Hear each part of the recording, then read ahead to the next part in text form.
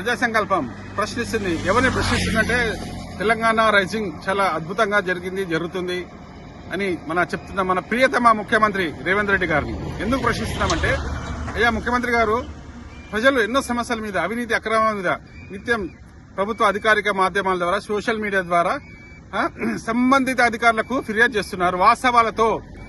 జర్నలిస్టులు అయితే చెప్పలేం, ఎంతో మంది జర్నలిస్టులు అంటే జర్నలిజానికి గౌరవించే జర్నలిస్టులు అవినీతి అక్రమాల మీద ఫిర్యాదు చేసినా కూడా స్పందించని అవినీతి అధికారులు మరి ఏం చేస్తున్నారు చెప్పండి. చూడండి మీరు, మేము ఎన్నో వీడియోలు తీసాం, ఎన్నో విషయాలు చెప్తున్నాము. చెరువుల విషయంలో అయినా, మూసీ విషయంలో అయినా, ప్రభుత్వ భూముల కబ్జాలైనా ఎన్నో విషయాలు ఉన్నాయి. చూడండి మీరు. మరి స్పందించిన అధికారులు మరి వారి మీద చర్యలు లేవు. ఎందుకు లేవు? స్పందించలేరు, మరి స్పందించిన అధికారుల మీద చర్యలు లేవు.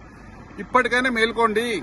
రాబోయే రోజుల్లో చాలా కష్టము కాంగ్రెస్ ప్రభుత్వానికి. ఎందుకంటే మీరు ఎంతో కష్టపడి ప్రభుత్వం తీసుకొచ్చారు తెలంగాణలో. ప్రజలు నమ్మారు, కానీ ఆ నమ్మకాన్ని వమ్ము చేస్తున్నారు. ఎవరు చేస్తున్నారు? మీరు కాదు, అవినీతి అధికారులు. ప్రజాప్రతినిధుల గురించి చెప్పనవసరం లేదు, ఇంకా వాళ్ళైతే డమ్మీలంతా. ఎస్, కాబట్టి ఇప్పటికైనా మేల్కోండి ముఖ్యమంత్రి గారు. ఎస్, బాపట్ల కృష్ణమోహన్, ప్రజా సంకల్పం.